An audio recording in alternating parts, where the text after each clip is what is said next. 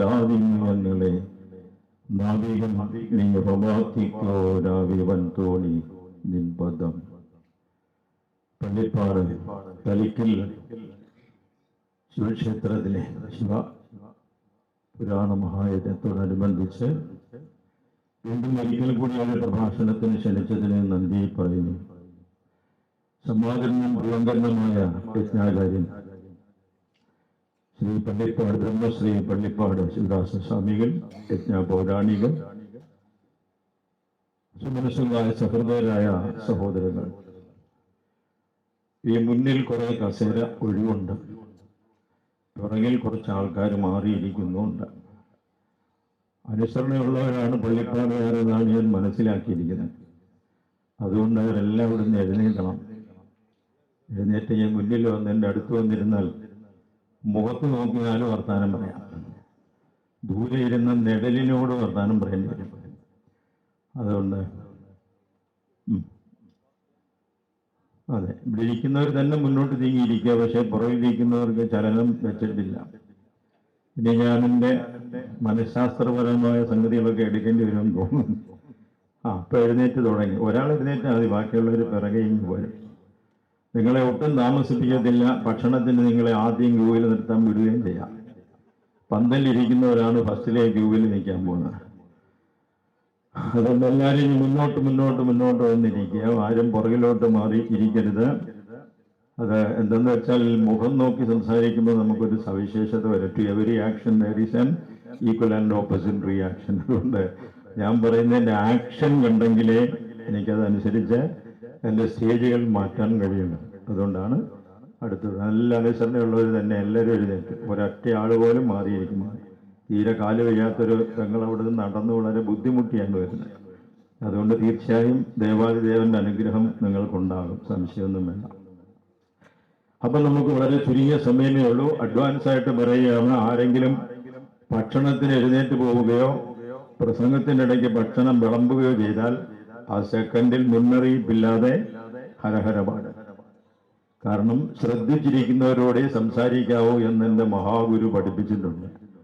ആധ്യാത്മിക തലത്തിലേക്ക് വലിച്ചുയർത്തുകയും ഭഗവത്ഗീതയും വേദാന്തങ്ങളുമൊക്കെ ആഴമായി പഠിപ്പിച്ച സ്വാമി ചിന്മയാനന്ദജി, അവിടെ നിന്നാണ് എൻ്റെ മഹാഗുരു ചിന്മയാനന്ദജി പറഞ്ഞിട്ടുണ്ട്, വാക്യം ശ്രദ്ധാ സമേതസ്യ പ്രച്ഛദച്ച വിശേഷത, വാക്യം ശ്രദ്ധാ വിഹീനസ്യ ആരണ്യ രുതിരോപമം.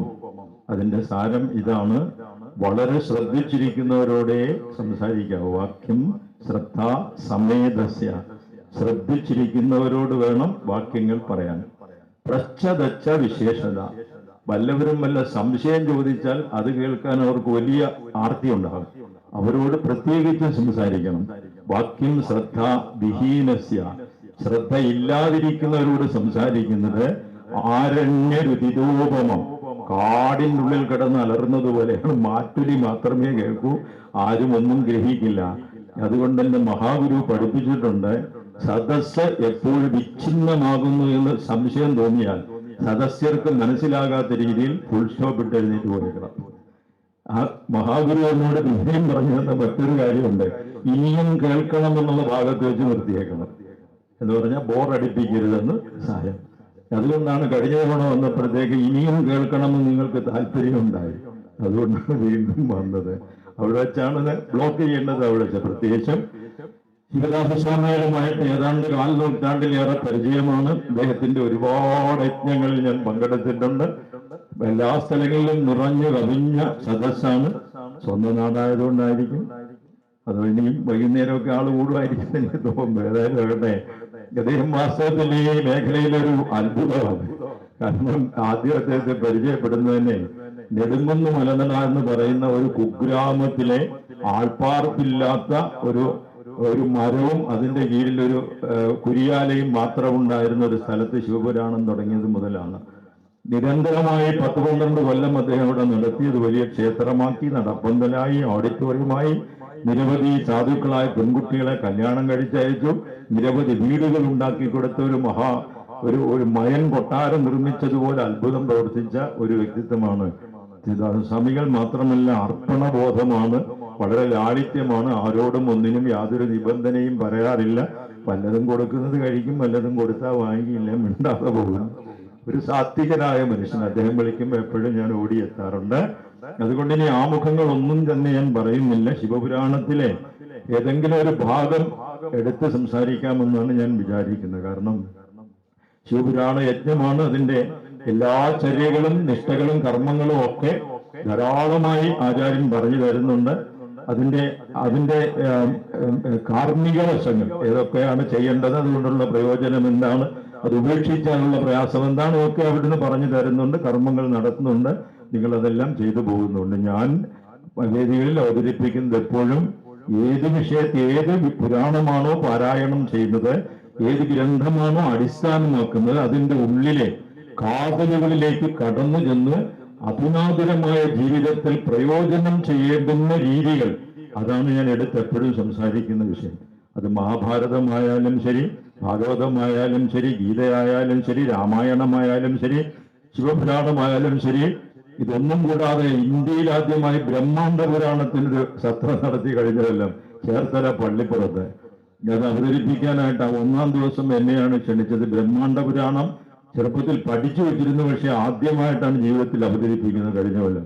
എന്താ അതിനെക്കൊണ്ട് ജനത്തെ കൊണ്ട് ബ്രഹ്മാണ്ഡ പുരാണം കേട്ടിട്ടില്ലാത്തത് കൊണ്ട്, സ്ഥലം ചേർത്തലയും ആയതുകൊണ്ട് കണ്ടമാനം ആളുകൂടി ക്ലോസ് സർക്യൂട്ട് TV ഒക്കെ വെച്ചിട്ട് പോലും നിയന്ത്രിക്കാൻ കഴിയാത്ത ജനം. അപ്പൊ ആ ബ്രഹ്മാണ്ഡ പുരാണത്തെ അധികരിച്ചാണ് അവിടെ. ഇവിടെ ശിവപുരാണമായതുകൊണ്ട് അതിൽ ഒരുപാട് സംഭവങ്ങൾ നമുക്കറിയാം. ധാരാളം കഥകളും ഉപകഥകളും അതിന്റെ ഒരുപാട് സാത്വിക വശങ്ങളൊക്കെ നമ്മൾ, ആധ്യാത്മിക വശങ്ങളൊക്കെ നമ്മൾ കേൾക്കുന്നു, പഠിക്കുന്നു. ഇന്നത്തെ കാലഘട്ടത്തിന് ഉപയുക്തമായ ഒരു ഭാഗം, അതായത് ശ്രീപാർവതി പരിണയത്തിന്റെ ചില ഭാഗങ്ങൾ മാത്രം ഞാൻ അവതരിപ്പിക്കാൻ ശ്രമിക്കുകയാണ്. നമുക്കറിയാം ശ്രീപാർവതി സതിയായിരുന്നു, പൂർവജന്മത്തിലെ സതിയാണ്, ദക്ഷപ്രജാപതിയുടെ മകളാണ്, ദേവാദിദേവന്റെ കുടുംബിനിയാണ്. പിതാവായ ദക്ഷൻ ഒരു വലിയ യാഗം നടത്തി. യാഗത്തിന് പരമശിവനെ ക്ഷണിച്ചിട്ടില്ല. അമ്മാവനും മരുമോനും തമ്മിൽ ചെറിയ പ്രശ്നങ്ങളൊക്കെ ഉണ്ടെന്ന് ഞാൻ കൂടുതൽ അവതരിപ്പിക്കുന്നത് നിങ്ങൾക്ക് അറിയാം. ക്ഷണിച്ചില്ല. പക്ഷെ മകൾക്കിതങ്ങോട്ട് സഹിക്കാൻ വയ്യ. അച്ഛൻ നടന്ന യാഗത്തിലൊന്ന് പോയേ പറ്റൂ, പങ്കെടുത്തേ പറ്റൂ.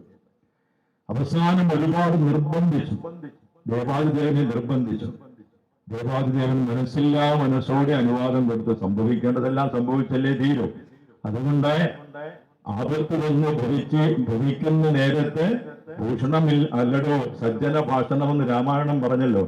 വഴി വരാനുള്ളത് എവിടെ തങ്ങൂല, വഴി തങ്ങൂല, അത് സംഭവിച്ചേ മതിയാവൂ. അതുകൊണ്ട് ദേവാദേവന് അറിയാവുന്നത് കൊണ്ട് പറഞ്ഞു, സതി പൊക്കൊള്ളൂ, പക്ഷേ ഒരേ ഒരു നിബന്ധനയുണ്ട്, അവിടെ ചെന്ന് ആക്ഷേപിതയാകരുത്. ആക്ഷേപിതയായാൽ തിരിച്ച് കൈലാസത്തിലേക്ക് വരരുത്. ഇതാണ് കണ്ടീഷൻ. ആക്ഷേപിതർക്ക് വസിക്കാനുള്ള സ്ഥലമല്ല കൈലാസം. കൈലാസം എന്ന് പറയുന്നത് ഭൂമിയുടെ പ്രപഞ്ചത്തിന്റെ മാനദണ്ഡമാണ്. കാളിദാസൻ പറഞ്ഞല്ലോ, അസ്ഥിത്തരസ്യാം ദിശി ദേവതാത്മ ഹിമാലയോ നാമ നഗാധിരാജ പൂർവാപരോതോയ നിദേവബദ്ധോ സ്ഥിതി പൃഥിവ്യ ഇവ മാനദണ്ഡ. ഭൂമിയുടെ മാനദണ്ഡമാണ് ഹിമാലയം. ഭൂമിയുടെ മാനദണ്ഡം എന്ന് പറയുമ്പോൾ ഭൂമിയുടെ സ്കെയിൽ എന്നൊരർത്ഥം വയ്ക്കാം.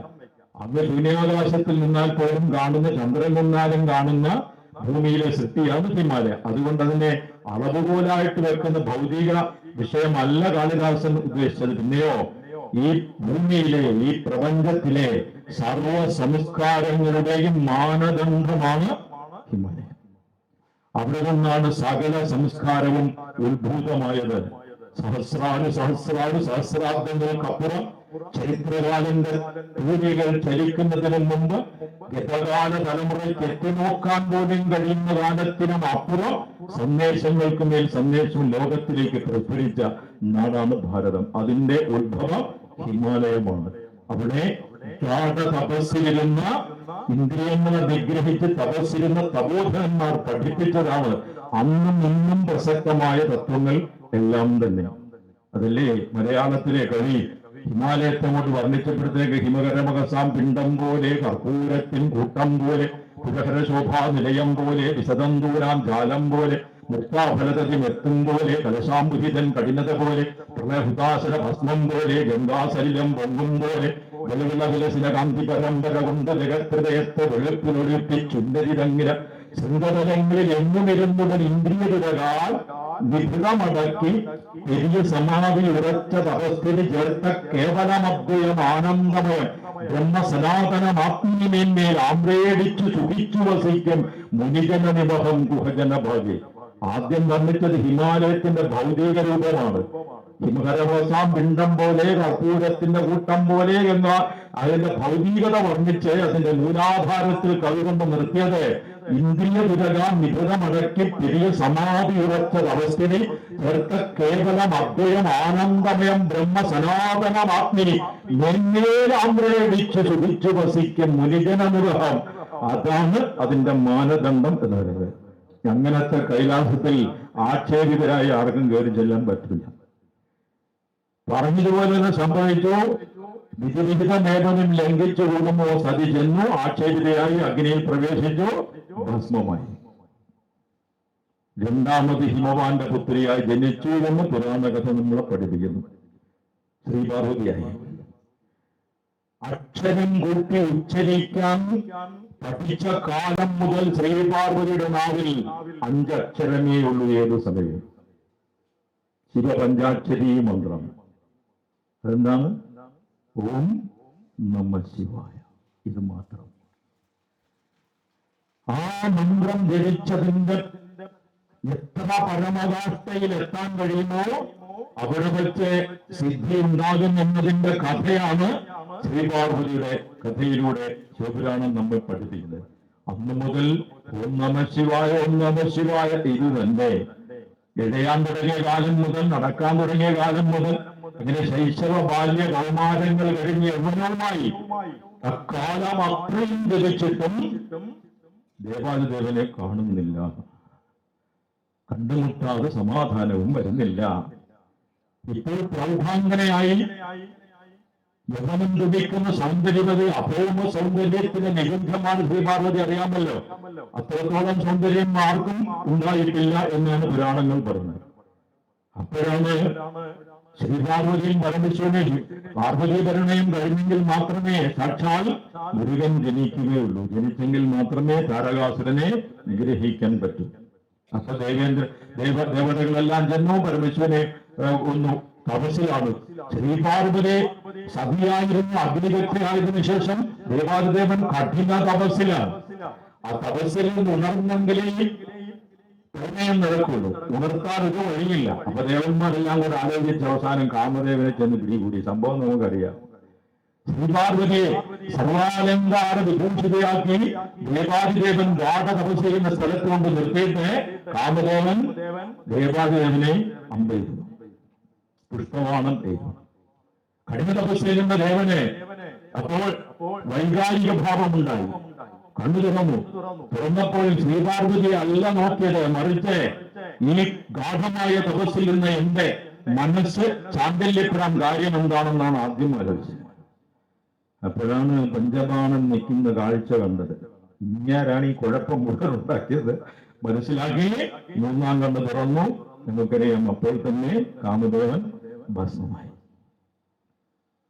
2ാമതുകാർക്ക് ജന്മം കൊടുക്കാതിരുന്നാൽ മതിയായിരുന്നു, ഈ കേസൊന്നും കൂടെ ഉണ്ടാവത്തില്ല അല്ലേ? അതുകൊണ്ട് ഭസ്മമായി. അപ്പൊ ആ പണിയും ഫലിക്കുന്നില്ല എന്ന് കണ്ടപ്പോൾ ശ്രീപാർവതി ദേവാദിദേവനെ സംപ്രീതനാക്കാൻ വേണ്ടി അതികഠിനമായ തപസ് ചെയ്തു. ഭാരതീയ പുരാണത്തിൽ ഒരു സ്ത്രീയോ ഒരു പുരുഷനോ ഇത്ര ഗാഠമായ തപസ് ചെയ്തിട്ടില്ല. പിതാവിന്റെ അനുഗ്രഹത്തോടുകൂടി കൊടുങ്കാട്ടിലേക്ക് പോകുന്നു. തപസ് തുടങ്ങുന്ന സമയത്ത് മഞ്ഞുകാലമാണ്. പത്മാസന വിദഗ്ധയായി തപസ്സിരുന്ന ആ ശ്രീപാർവതിയുടെ രൂപം വർണ്ണിക്കുന്നത് സ്ഥിരാക്ഷണം ഭസ്മസു കാട്ടിനാപരം പയോതുരോത്സേത നിപാത ചൂർണിതോ വരീഷു ദസ്യസ്ഖലതി പ്രതീതിനെ ചിരേണനാഭം പ്രമോദ ബിന്ദവ. ആ തപസ്സിന്റെ കഠിനതയും ശ്രീപാർവതിയുടെ ശാരീരിക സൗഷ്ഠവവും ഈ മഞ്ഞുതുള്ളിയിലൂടെ വർണ്ണിക്കുകയാണ്. അപ്പൊ മഞ്ഞുകാലത്താണ് തപസ് തുടങ്ങിയത്. എത്ര ഋതുക്കൾ മാറിയെന്ന് ആലോചിക്കണം പിന്നീട്. ആ മഞ്ഞിന്റെ കാലഘട്ടത്തിൽ തപസ്സിരിക്കുന്ന സമയത്തൊരു മഞ്ഞുതുള്ളി ശ്രീപാർവതിയുടെ പുരികത്തിൽ വീഴും. സ്ഥിരാക്ഷണം ഭസ്മസു. ആ മഞ്ഞുതുള്ളി പുരികത്തിൽ ഒരു നിമിഷം നിന്നു. കാരണം നിബിഡമായ പുരികം, സൗന്ദര്യം വർണ്ണിക്കണം. ഇന്നത്തെ ഏതെങ്കിലും പെൺകുട്ടിയുടെ പുരികത്തിൽ മഞ്ഞുതുള്ളി വീണാൽ നിൽക്കത്തില്ല, കാരണം ഈർക്കിലി പോലെ പഠിച്ചു വെച്ചിരിക്കുകയാണ്. അല്ലാതെ അപ്പോഴേക്കും പാട്ടിന് പോകും. അതുകൊണ്ടാ അതാണ് ഇടതൂർന്ന പുരികം പെണ്ണിന്റെ അലങ്കാരമാണെന്നാണ് പുരാണം പഠിപ്പിക്കുന്നത്. അപ്പൊ ഒരു ക്ഷണം അവിടെ നിന്നു, അവിടുന്ന് നേരെ വീണത് ചുണ്ടിലേക്കാണ്. അപ്പൊ അളവ് വളരെ കൃത്യമാണ്. സ്ഥിതാക്ഷണം ഭസ്മസു കാട്ടിക അധരം, ചുണ്ടിൽ വീണു. എന്നിട്ടാ മഞ്ഞുതുള്ളി ഭസ്മസു കാട്ടികാധരം പരോപരോത്സേത നിപാത ചൂട്, അവിടുന്ന് നേരെ നെഞ്ചത്ത് വീണു. അവിടുന്ന് അത് പൊടിഞ്ഞു പല പല കഷ്ണങ്ങളായി അങ്ങനെ ഒഴുകിപ്പോയ ഒരു മഞ്ഞുതുള്ളിയിലൂടെ ശ്രീപാദയുടെ ഇരിപ്പ് സൗന്ദര്യമെല്ലാം വർണ്ണിക്കുന്നു. ആ ഒരു കംപ്ലീറ്റ് ഹിമാലയമാണ്. കഠിനമായ മഞ്ഞിന്റെ സമയത്താണ് ഈ തപസ്. അപ്പോഴും നാവിൽ ഒരു മന്ത്രമേ ഉള്ളൂ, ഓം നമഃ ശിവായ. ഒരു കംപ്ലീറ്റ് കഴിഞ്ഞു. ദേവാലയം പ്രീതനാകുന്നില്ല. മഴക്കാലം തുടങ്ങി, ശക്തമായ മഴ. ആ മഴ സമയത്ത് ആമ്പൽ നിറഞ്ഞ കുളത്തിൽ ശ്രീപാർവതി ആ മഴയത്ത് കൊടും തണുപ്പത്തിറങ്ങി ആ കുളത്തിൽ നിന്ന് തപസ് ചെയ്യുമ്പോൾ ശിവപുരാണത്തിൽ വർണ്ണിക്കുന്നു, ചുറ്റിലും താമരകൾ വിടർന്നു നിന്നതുകൊണ്ട് ഈ മുഖം ഏതാ താമര ഏതാന്ന് അറിയാൻ വയ്യാത്ത രീതിയിലായത്. അത്രത്തോളം ശോഭനീയമായ മഴക്കാലം മുഴുവനും തപസ് ചെയ്തു. വല്ലപ്പോഴും പോയി 10 രൂപ വഴിപാട് നടത്തിയിട്ട് നമ്മുടെ കാര്യം സാധിക്കുന്നില്ല എന്നും പറഞ്ഞ് തിരിഞ്ഞു പോകുന്നവർ പ്രത്യേകിച്ച് ശ്രദ്ധിക്കണം. ആഹാ, ഞാൻ വഴിപാട് നടത്തിയിട്ട് എന്റെ കാര്യം സാധിച്ചു, എന്നാൽ പിന്നെ ഞാൻ അങ്ങോട്ട് വരുന്നില്ല എന്ന് പറയുന്നവരിത് നല്ല. അങ്ങനെ നമ്മളാരും പള്ളിപ്പാടുകാരും അങ്ങനൊന്നും പറയത്തില്ല കേട്ടോ. എനിക്ക് ഇവിടുന്ന് അങ്ങ് പോകുന്നുണ്ടോ അങ്ങനെ വിചാരിക്കുന്നവരുണ്ടെങ്കിൽ ശ്രദ്ധിക്കുക. മഴ മുഴുവൻ നീളുന്നു, അടുത്ത ഏതെങ്കിലും തപസ് ചെയ്തു, ദേവാദേവൻ പ്രത്യക്ഷപ്പെടുന്നില്ല. കടുത്ത വേനലായി. ചുറ്റാകെ മനുഷ്യൻ ചൂടുകൊണ്ട് ഒഴുകിപ്പോകുന്ന വേനലാണ്. ആ വേനൽ സമയത്ത് ശ്രീപാർവതി വീണ്ടും തപസ് തുടരുകയാണ്. ആ സമയത്ത് ദിവസം ഒരു നേരം ഭക്ഷണമാക്കി ഏകാദശി, അതാണ് ഏകാദശി. ആ വ്രതത്തിൽ വീണ്ടും നാമജപങ്ങളുമായി നീണ്ടു പോയി. അപ്പോഴും ദേവാദിദേവനെ കാണുന്നില്ല. ഇനി ജീവിച്ചിരിക്കാൻ തീരുമാനിച്ചു. അത്രത്തോളം ഡിവോട്ടഡ് ആകുമ്പോഴേ വിളി കേൾക്കും, അല്ലാതെ 1 2 വിളിച്ചാലൊന്നും കേൾക്കൂല. കഠിനമായ തപസ് ചെയ്യാൻ തീരുമാനിച്ചു.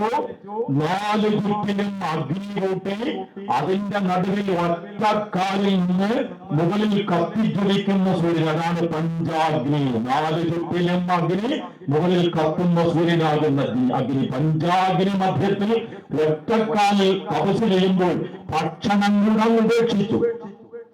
സ്വയം വിശീർണ ധ്രുവവർണ്ണവൃത്തയാ പരാവികാഷ്ടാതപസസ്തയാ പുന തദപ്യപാകീർണമതപ്രിയം വദാവന്ധ്യവർണ്ണേതി സദാം പുരാവിത. ഇത്ര മനോഹരമായ ഭാഷയാണ് സംസ്കൃതം അല്ലേ? ചെണ്ട പൊട്ടുന്നത് അല്ലേ? സ്വയം വിശീർണ ധ്രുവവർണ്ണവൃത്തയാ, മരങ്ങളിൽ സ്വയം കൊഴിഞ്ഞു വീഴുന്ന ഇലകൾ മാത്രം പെറുക്കി ഭക്ഷിച്ചു ശ്രീപാർവതി പ്രാണം നിലനിർത്താൻ. പച്ചയിലൊന്നും പൊട്ടിച്ചില്ല, അതിന്റെ കായ്കളും പറിച്ചു കഴിച്ചില്ല. ഒഴിഞ്ഞു വീഴുന്ന ഇലകൾ വൃക്ഷത്തോടും ഉപദ്രവിക്കാതെ അത് മാത്രം ഭക്ഷിച്ചുകൊണ്ട് തപസ് വീണ്ടും തുടർന്നു. എന്നിട്ടും ദേവാദിദേവൻ സംപ്രീതനാകുന്നില്ല എന്ന് കണ്ടപ്പോൾ തദപ്യ അപാകീർണം, അന്നു മുതൽ ഇലകൾ തുടർന്ന് വേണ്ടെന്ന് വെച്ചു. അപ്പോൾ വദന്തി അപർണേതി സദാം പുരാവിത, അന്നു മുതൽ ശ്രീപാർവതിക്ക് ഒരു പേര് വന്നു, അപർണ. പർണമെന്ന് പറഞ്ഞാൽ ഇല, ഇലയും കൂടെ ഉപേക്ഷിച്ചപ്പോൾ അപർണ എന്ന പേര് വന്നു. ലളിതാ സഹസ്രനാമം ജലിക്കുമ്പോൾ നമ്മൾ ജലിക്കുമ്പോഴും അപർണായ നമഃ, ഇതാണ് അപർണ. ഈ പേര് പലരും ദുരുപയോഗം ചെയ്യുന്നുണ്ട്. ഹിന്ദി സിനിമയിൽ നടിയുടെ പേര് അപർണ എന്നാണ്. തുണി വാങ്ങിക്കാൻ പൈസയില്ല, ദാരിദ്ര്യമാണ്. അവിടെ തുണിയെല്ലാം കൂടെ അഴിച്ചിട്ട് അളന്നു നോക്കിയാൽ 3 മുഴം കാണും, അത്രയേ ഉള്ളൂ. അതിന്റെ പേരും അപർണ എന്നാണ്. അയ്യോ, നാണവും മാനവും ഇല്ലെന്ന് ആലോചിക്കും അപർണയുടെ പേരിടാൻ. പോട്ടെ, അതുകൊണ്ട് അപർണ അപർണയായി തപസ് ചെയ്തു. ഇല പോലും ഭക്ഷിക്കാതെ മരിക്കാൻ തന്നെ തീരുമാനിച്ച് കഠിനമായ തപസ് ചെയ്തപ്പോൾ പിന്നെ ദേവാദേവന് പിടിച്ചിരിക്കാൻ വയ്യ. വല്ലാതെ തപം അനുഭവപ്പെട്ടു. ആരെ ഉദ്ദേശിച്ചാണോ തപസ് ചെയ്യുന്നത് ദേവന് തപം അനുഭവപ്പെടും, ചൂടനുഭവപ്പെടും. ദേവാദേവന് തപം അനുഭവപ്പെടും. പാർവതി ശ്രീപാർവതി മുമ്പിൽ പ്രത്യക്ഷപ്പെടാൻ തന്നെ തീരുമാനിച്ചു. പക്ഷേ സ്വന്തം വേഷത്തിലല്ല വന്നത്. ശ്രീപാർവതി തപസ് ചെയ്യുന്ന സ്ഥലത്ത് അതിസുന്ദരനായ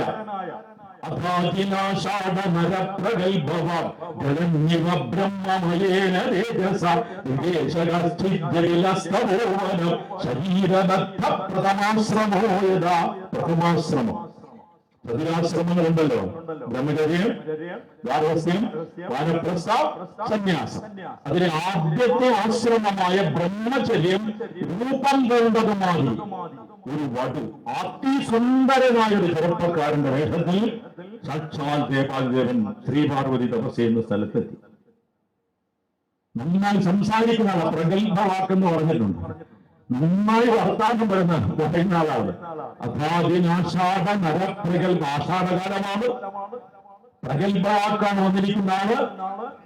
പ്രഥമാശ്രമം രൂപം കൊണ്ടത് മാതിരി വന്ന് പ്രത്യക്ഷപ്പെട്ട ഒരു വധു വന്നിട്ട് ചോദിച്ചു, എന്തിനാ ശ്രീപാർവതി, പാർവതി എന്തിനാ ഇവിടെ വന്ന് ഈ തപസ് ചെയ്യുന്നത്? ഹിമവാന്റെ കൊട്ടാരത്തിൽ സപ്രമഞ്ച കട്ടലിൽ സർവസുഖബോധങ്ങളോടെ ആനന്ദ സാഗരത്തിൽ ആറാടിക്കഴിയുന്ന നീ എന്തിനാ ഈ കൊടും കാട്ടിൽ വന്ന് പഞ്ചാഗിരി മധ്യത്തിൽ പട്ടിണി കിടന്ന് തപസ് ചെയ്യുമെന്ന് ചോദിച്ചു. മഹതി ഒന്നും മിണ്ടിയില്ല, വർത്താനം പറഞ്ഞില്ല. ശ്രദ്ധിച്ചു കേൾക്കണത്, എന്താ മിണ്ടാത്തതെന്ന് ഞാൻ പറഞ്ഞുതരാം. നമ്മൾ കാണിക്കുന്നത് എന്താണെന്നും എന്ന് താരതമ്യപ്പെടുത്തിയാണ്. ഒന്നും പറയുന്നില്ല.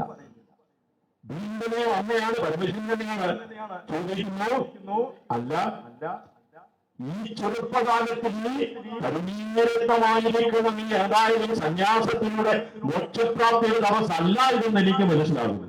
അപ്പോഴും ഇഷ്ടവരനെ പ്രാപിക്കാനായിരിക്കും. പ്രയോഗസുന്ദരിയായ നീ എന്തിനാണ് മറ്റൊരു പുരുഷന് വേണ്ടി തപസ് ചെയ്യുന്നത്? അവിടെ പ്രയോഗിച്ചൊരു പ്രയോഗമുണ്ട്. നഹി രത്നം അന്വേഷതി മൃഗ്യദേഹിക. രത്നം ആരെയും അന്വേഷിച്ചു പോകാറില്ല, രത്നത്തെ അന്വേഷിച്ച് ഇങ്ങോട്ട് വരാതെ ഉള്ളൂ. ഒരു പുരുഷനെ നേടാനാണ് തപസ് ചെയ്യുന്നെങ്കിൽ രത്നത്തിന് സമാനമായ പാർവതി അങ്ങനെ തപസ് നേടേണ്ട കാര്യമില്ല. കാരണം രത്നം ആരെയും തേടി പോകില്ല, രത്നത്തെ അന്വേഷിച്ച് ഇങ്ങോട്ട് വരത്തേ ഉള്ളൂ. ജുവലറിയിൽ രത്നം പറയോ, വഴിയോ എന്നെ കൂടെ അങ്ങ് അണിഞ്ഞോ എന്ന് പറയോ? ഇല്ല, നമ്മൾ ചെന്ന് വേണമെങ്കിൽ വാങ്ങിച്ച് കെട്ടിക്കുന്നു. അപ്പോഴും ശ്രീപാർവതി മറുപടി പറഞ്ഞില്ല. അപ്പോഴും മറുപടി പറഞ്ഞത്, ശ്രീപാർവതിയുടെ തോഴിമാരിൽ മുതിർന്ന പ്രായമുള്ള ഒരു തോഴിയാണ് മറുപടി പറയുന്നത്. Not that point. കുടുംബിനിയായ ഒരു പെണ്ണ് അപരിചിതനായ പുരുഷനോട് ചാറിക്കേഴി വർത്താനം പറയരുതെന്നാ ശിവരാണം പഠിപ്പിച്ചു. വീട്ടിൽ ആരെങ്കിലും വന്ന് കാളിമ്പൽ അടിച്ചാൽ മതി, വാതിലും തുറന്നിട്ട് വിളിച്ച് അകത്ത് കയറ്റിയിരുത്ത് കുടുംബരഹസ്യം മൊത്തവും പറഞ്ഞ് സ്വർണ്ണം അടിച്ചുകൊണ്ട് പോയി ഉപദ്രവിച്ചും കൊന്നതും കേസെത്ര. മാന്യമുള്ള കുടുംബിനിയായ സ്ത്രീകൾ അപരിചിതനായ പുരുഷനോട് വർത്താനം പറയുമെന്നാണ് ശിവപുരാണം പഠിപ്പിച്ചത്. മുതിർന്ന സ്ത്രീയാണ് തോഴിമാർ പലരുണ്ട്, അതിൽ ഏറ്റവും മുതിർന്ന തോഴിയാണ് സംസാരിക്കുന്നത്. പ്രായം കൊണ്ട് രോഗപരിചയമുള്ള പരിണതപ്രജ്ഞയായ തോഴി മറുപടി പറഞ്ഞെടുത്തു. എന്തിനാണ് ഇവൾ തപസ് ചെയ്യുന്നതെന്ന്. അരൂപഹാര്യം മദനസ്യ വിഗ്രഹ പുനാഗവാണിം പതിമാപ്തുമിച്ഛതി. അതിനാ തപസ് ചെയ്യുന്നത്. ശാരീരിക സൗന്ദര്യം കൊണ്ട് നിങ്ങൾ പറഞ്ഞല്ലോ, രത്നമാണെന്ന് പറഞ്ഞല്ലോ, അതിസുന്ദരിയാണെന്ന് പറഞ്ഞല്ലോ. ആ അതിസൗന്ദര്യം കൊണ്ട് ആകർഷിക്കാൻ പറ്റാത്ത ഒരാളെയാണ് ഈ തപസ് ചെയ്യുന്നത്. അത് മറ്റാരുമല്ല, പിനാകപാണിയാണ്. പിനാകം എന്ന് പറഞ്ഞാൽ പരമശിവന്റെ കയ്യിലേക്ക് തൃശൂലത്തിന്റെ പേരാണ് പിനാകം. അതിന് 3 കാര്യം വെച്ചിരിക്കുന്ന സത്യം, ധർമ്മം, നീതി. അതിന് ഒരുപാട് കാര്യങ്ങൾ, സത്യ, രജ, തമോ, പല കാര്യങ്ങളും ആ 3 കാര്യമുണ്ട്. അതൊക്കെ പറഞ്ഞു തന്ന പിനാകം എന്താണെന്ന് പറയുന്നത് പിനാകത്തിൽ നിന്ന് പറയാൻ പറ്റൂല. അതുകൊണ്ട് പിനാകം എന്ന് പറയുന്ന തൃശൂലം, സൃഷ്ടി ലയങ്ങൾ കയ്യിൽ വെച്ചിരിക്കുന്ന, സത്വരജ തമോ ഗുണങ്ങൾ കയ്യിൽ വെച്ചിരിക്കുന്ന ആ പിനാകവാണിയായ പരമശിവനെ ഭർത്താവായി ആഗ്രഹിക്കുന്നു. പക്ഷേ മദനസ്യ വിഗ്രഹ, കാമദേവനെ ഭസ്മമാക്കി കളഞ്ഞതുകൊണ്ട് അരൂപഹാര്യം, രൂപം കാണിച്ച് വശത്താക്കാൻ പറ്റില്ല. അതുകൊണ്ടാണ് തപസ് ചെയ്യുന്നത്. രൂപം കാണിച്ച് വശത്താക്കാൻ ശ്രമിച്ചു. കാമദേവൻ ഭസ്മമായ സംഭവം ഇതിലൂടെ സൂചിപ്പിക്കുകയാണ്. അപ്പൊ കാമദേവനില്ല, അതുകൊണ്ട് ശരീരം കാണിച്ച് അതിന്റെ സൗന്ദര്യത്തിൽ ആകൃഷ്ടനാക്കി ദേവാദേവനെ പ്രീതനാക്കാൻ കഴിയില്ല. അതുകൊണ്ടാണ് കഠിനമായ തപസ് ചെയ്യുന്നത്. പറഞ്ഞത് തുവരിയാണ്, ശ്രീപാർവതിയല്ല. ഇല്ലാത്ത പുരുഷന്മാരോട് വർത്താനം പറയരുതെന്ന് പഠിപ്പിക്കുന്ന വലിയ തത്വമാണിത്. ആരാണ് എന്താണെന്നറിയാതെ വാതിൽ തുറക്കരുത്. പഴയ കാലമല്ല. പഴയ കാലത്ത് നമ്മൾ രാവിലെ പഴയ കാലത്ത് നമുക്ക് മതിൽക്കെട്ടൊന്നുമില്ല, മതിലൊന്നുമില്ല. എല്ലാം ഒന്നുകിൽ മുളവേലി അല്ലെങ്കിൽ മണ്ണ് കൂട്ടി കയ്യാൽ അടിച്ചു വെക്കുന്നതല്ലാതെ വേറെ അതിരുകളൊന്നുമില്ല. എല്ലാ വീടുകളും വെളുപ്പിന് 4:30-5 മണിയാകുമ്പോൾ എഴുന്നേക്കാൻ തുടങ്ങും. ബ്രാഹ്മമുഹൂർത്തത്തിൽ എഴുന്നേക്കും പല തലമുറ. എഴുന്നേറ്റതിനെ ആദ്യം ചെയ്യും, വാതിലെല്ലാം തുറന്നിടും. ഫ്രണ്ടിലെ കഥ ആരും അടയ്ക്കാറില്ല. പഴയ കാലത്ത് ജനലും കഥയില്ലാതെ തുറന്നിടും. പിന്നെ അടയ്ക്കുന്നപ്പോഴാ രാത്രി അത്താഴം കഴിഞ്ഞിട്ടാണ് അടയ്ക്കുന്നത്. അന്ന് കാലം അതായിരുന്നു, നല്ലതായിരുന്നു. അന്ന് ആരും കയറി വരാനൊന്നുമില്ല. ഇപ്പൊ കാലം ഒരുപാട് മാറിപ്പോയി. സദാചാര മൂല്യങ്ങളെല്ലാം തകർന്ന് തരിപ്പണമായി. ഈ കാലഘട്ടത്തിൽ മതിലും ഗേറ്റും കാളിങ്കല്ലും പിന്നെ CCTV വെച്ചാലും രക്ഷയില്ല. അങ്ങനത്തെ കാലമായിപ്പോയി, മാറിപ്പോയി. അതുകൊണ്ട് ചാടിക്കൊരു വർത്തമാനം പറയരുത്. ഇത്രയും പറഞ്ഞു കഴിഞ്ഞപ്പോൾ ബ്രഹ്മചര്യം രൂപം കൊണ്ടതുമായി നിൽക്കുന്ന അതിസുന്ദരനായ വധു സാക്ഷാൽ പ്രച്ഛന്നവേഷധാരിയായ ദേവാദിദേവൻ തന്നെ ഒന്ന് ചിരിച്ചു. ചിരിച്ചിട്ട് പറഞ്ഞു, ഇതിനേക്കാൾ മണ്ടത്തരം കാണിക്കുന്ന ഒരു പെണ്ണും ഈ ഭൂമിയിൽ ഉണ്ടായിട്ടില്ല എന്ന് എനിക്ക് തോന്നുന്നു. കാരണം ആരെയാ ഭർത്താവായി കിട്ടാൻ ആഗ്രഹിച്ചിരിക്കുന്നത്? അങ്ങനെ സമ്മതിച്ച് കല്യാണ പരമേശ്വരനെ പ്രത്യക്ഷപ്പെട്ട് വിവാഹം എല്ലാവരും സമ്മതിച്ചെന്ന് വെച്ചോ, ആ വിവാഹത്തിന്റെ ആദ്യ രംഗം മുതൽ അങ്ങോട്ട് സ്വയം നികഴ്ത്തി പറയാൻ തുടങ്ങി. പരീക്ഷണമാണ്. ശ്രീപാർവതിയെ പരീക്ഷിക്കുകയാണ്. ദേവാദേവൻ പറഞ്ഞു, കഥേന സംഭവം ശമ്പമന്റെ കരത്തിൽ വനയാഹിരാഹിന പാമ്പ് ചുറ്റിക്കിടക്കുന്നുണ്ടാണ്. അത് തന്നെ നിങ്ങൾക്ക് ആദ്യത്തെ കരം പിടിക്കലാണ് വിവാഹമെന്ന് പറയുന്നത്. അത് നിനക്ക് എത്ര പ്രയാസം ഉണ്ടാക്കും? വിവാഹം എന്ന് പറയുന്നത് കൈകൂട്ടി പിടിക്കുന്നതാണ്. ഭാരതീയ പുരാണത്തിൽ പറഞ്ഞിരിക്കുന്ന വിവാഹത്തിന്റെ ആദ്യ നടപടി എന്ന് പറയുന്നത് വധൂവരന്മാർ കൈകൂട്ടി പിടിച്ചിട്ടാണ് ആശീർവദിക്കുന്നത്. പിന്നെ നമ്മൾ കടത്തി കൂട്ടിയ പല പല പരിഷ്കാരങ്ങളെല്ലാം വന്നിട്ട് ഇപ്പൊ കൈപിടിക്കുന്ന ഏറ്റവും അവസാനമാണ്. ഞാൻ ഭാരതീയ പുരാണത്തിലും ആചാരഗ്രന്ഥങ്ങൾ, ശങ്കരാചാര്യ ആചാരഗ്രന്ഥങ്ങൾ ഉൾപ്പെടെയുള്ള ഗ്രന്ഥങ്ങളൊക്കെ കമ്പോട് കമ്പ് പരിശോധിച്ചിട്ടുണ്ട്. അതിലൊന്നും താലിയിട്ടില്ല. ഏതെങ്കിലും ഭർത്തൃമതിയായ ദേവിയുടെ ഏതെങ്കിലും ചിത്രത്തിൽ താലി കിടക്കുന്ന നിങ്ങൾ കണ്ടിട്ടുണ്ടോ? കെട്ടിക്കോ, നല്ല കാര്യമാണ് കേട്ടോ, വേണ്ടാമെന്ന് ഞാൻ പറഞ്ഞിട്ടല്ല. ഞാൻ ഇങ്ങോട്ട് വന്നെങ്കിൽ താലി കെട്ടണ്ടെന്ന് പ്രസംഗിച്ചു നിങ്ങൾ നാളെ കയറി പറയരുത് കേട്ടോ. ഈ താലി കെട്ട് നല്ലതാണ്. അത് പിന്നീട് നമ്മൾ ഉണ്ടാക്കിയെടുത്ത ഒരു ആചാരമാണ്. ആ ആചാരത്തിന് ഒരു അർത്ഥമുണ്ട്. എങ്ങനെയാ താലി കെട്ടുന്നത്? മഞ്ഞൾ ചരടിൽ. മഞ്ഞൾ ചരടിൽ താലി കെട്ടുമ്പോൾ താലി കഴുത്തെ കെട്ടുന്ന സമയത്ത് ഈ നൂലിന് എത്ര ഇറക്കം കാണും? ഈ താലി എവിടെ കിടക്കും? നെഞ്ചത്ത് കിടക്കും. ഒന്നുകിൽ കഴുത്തിന്റെ ഇവിടെ കിടക്കും, അല്ല നെഞ്ചത്ത് കിടക്കും. ഹാർട്ടിനോട് ചേർന്ന് കിടക്കും താലി. ആയിരക്കാരുടെ രൂപം തന്നെ ഹാർട്ടിന്റെ രൂപമാണ്. ഹാർട്ടും കൂടെ ചേർന്ന് കിടക്കുന്നത് താലിക്ക് അത് സിംഗൽ ഉണ്ടാക്കിയതാണ്. കാലയപ്പം മാറി. മണ്ഡപത്തിൽ വെച്ച് താലി കെട്ടുമ്പോൾ ചവരെ കെട്ടും. അമ്മനെ വഴിയൊക്കെ കഴിച്ച് മാലയുടെ അക്കരെ കെട്ടും. മാല കെട്ടുവാൻ 8 പവൻ 4 പവൻ 8 പവൻ നീളമുള്ള മാലയാണ്. അപ്പൊ താലിപ്പ് എവിടെ കിടക്കും? അടിവയറ്റ് കിടക്കും. ഹൃദയം തമ്മിലൊരു ബന്ധവുമില്ല. ബാക്കിയൊന്നും ഞാൻ പറയുന്നില്ല. താലി എന്നതാണ് പോയി, അതോടെ ബന്ധവും പോയി അല്ലേ? താലി കെട്ടിക്കും, വേണ്ടാന്ന് ഞാൻ പറഞ്ഞതല്ല. അതൊക്കെ നമ്മൾ പിന്നീടുണ്ടാക്കിയ നല്ല ആചാരങ്ങളെല്ലാം നമ്മൾ തുടരണം. പുരാണത്തിൽ അതില്ല എന്ന് മാത്രമേ ഞാൻ പറഞ്ഞുള്ളൂ. പുടവ കൊടുക്കലുണ്ട് കേട്ടോ. പുടവ കൊടുക്കുന്നതിനേക്കാൾ മുന്നിൽ പാണിഗ്രഹണമാണ് വിവാഹത്തിന്റെ പ്രധാന ചടങ്ങ്. അതുകൊണ്ടാണ് ദേവാദിദേവൻ ശ്രീപാർവതിയെ പിന്തിരിപ്പിക്കാൻ ആദ്യം എടുത്തിട്ട് ഈ വിഷയമാണ്. പാണിഗ്രഹണ സമയത്ത് കരേണ സംഭവ വനയാഹികാഹിന സഹിഷ്ണുതയുടെ പ്രഥമാവലംബനം. അതാണ് പ്രഥമ അവലംബനം. ശിവരാമാവ് പ്രഥമ അവലംബനം. വിവാഹത്തിന്റെ ആദ്യത്തെ അവലംബനമായ പാണിഗ്രഹണം നടത്തുമ്പോൾ കടേമ ശംഭൂർ വലരാഹിരാഹിന, ആ പിടിക്കുന്ന കയ്യിൽ ഒട്ടിച്ചേർന്ന പാമ്പാണ് കിടക്കുന്നത്. ഇങ്ങനെ ഒരാളെ കല്യാണം കഴിക്കണോ? ചോദിക്കുന്നത് അദ്ദേഹം തന്നെയാണ്. എന്താ, അതാണ് ആദ്യത്തെ നടപടി. അതാണെന്ന് ശിവപുരാണം പഠിപ്പിക്കുന്നത്. വിവാഹത്തിന്റെ ആദ്യ ചടങ്ങ് കൈ കൊടുക്കലാണ്, പാണിഗ്രഹണമാണ്. ഈ പാണിഗ്രഹണത്തിന് വലിയ അർത്ഥമുണ്ട് കേട്ടോ. രാമായണത്തിലും പാണിഗ്രഹണം വരുന്നുണ്ട്. ആദ്യ നടപടി പാണിഗ്രഹണമാണെന്ന് രാമായണത്തിനും വരുന്നുണ്ട്. നിങ്ങൾക്കറിയുമല്ലോ, ഞാൻ വനിതാ കമ്മീഷന്റെ കൗൺസിലറാണ്. 14 ജില്ലയിൽ വനിതാ കമ്മീഷന് വേണ്ടി പ്രീ മാരിറ്റൽ കൗൺസിലിംഗ്, കുടുംബ പ്രശ്നങ്ങളുടെ കൗൺസിലിംഗ്, സ്കൂളുകളിൽ പോയി ക്ലാസ് ഒക്കെ എടുക്കുന്ന ജോലി എന്റെ ജോലിയാണ്. അങ്ങനെ നമ്മുടെ അടൂർ SNDP യൂണിയൻ, അടൂർ യൂണിയന്റെ പേരിൽ ഒരു പ്രീ മാരിറ്റൽ കൗൺസിലിംഗ് വെച്ചു. അപ്പൊ യൂണിയൻകാരോട് ഞാൻ പറഞ്ഞു, SNDP യൂണിയൻ മാത്രം പോലെ എല്ലാരെയും വിളിക്കാൻ പറഞ്ഞു. NSSകാരെയും വിളിക്കും, പിന്നെ സംഘടന, കലാസംഘടന എല്ലാം വിളിച്ച് കല്യാണം കഴിക്കാൻ പോകുന്ന വധൂവരന്മാരാകാൻ പോകുന്നവരെയൊക്കെ വിളിച്ചു കൂട്ടാൻ പറഞ്ഞു. വനിതാ കമ്മീഷന്റെ സൗജന്യമായ ക്ലാസ്സാണ്. അവരാരും ഫീസൊന്നും കൊടുക്കണ്ട. ക്ലാസ് എടുക്കുന്നത് എനിക്ക് ഫീസുണ്ട്, അത് സർക്കാർ തരും. അത് ക്ലാസ് കഴിഞ്ഞാൽ ഉടനെ തന്നെ മൊബൈലിൽ ക്ലീങ് എന്ന് കേൾക്കാം, മെസ്സേജ് വരും. അതുകൊണ്ട് നാട്ടുകാരും പൈസ ഒന്നും തരണ്ട, എല്ലാവരും വരാൻ പറഞ്ഞ് അങ്ങനെ എല്ലാവരും വന്നു. ഓഡിറ്റോറിയം നിറഞ്ഞു കവിഞ്ഞ സദസ്സ്.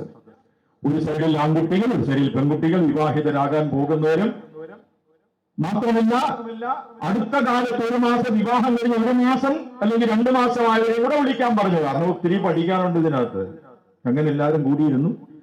പ്രീ മാരിറ്റൽ കൗൺസിലിംഗ് ഞാൻ എടുത്തുകൊണ്ടിരിക്കുന്നു. എങ്ങനെയൊക്കെ കുടുംബജീവിതം നയിക്കണം, എങ്ങനെയൊക്കെ വിട്ടുവീഴ്ച ചെയ്യണം, ഭാര്യ എങ്ങനെ പെരുമാറണം, ഭർത്താവ് എങ്ങനെ പെരുമാറണം, ചെലവ് ചുരുക്കി എങ്ങനെ ജീവിക്കണം, ഇങ്ങനെ കുറെ ക്ലാസ്സുകൾ ഏതാണ്ട് 1.5-2 മണിക്കൂർ ക്ലാസ് കഴിഞ്ഞു. അത് കഴിഞ്ഞിട്ട് അവർക്ക് റിഫ്രഷ്മെന്റ് എല്ലാം കൊടുത്തിട്ട് സംശയങ്ങൾ ചോദിക്കാൻ അവസരം കൊടുത്തു.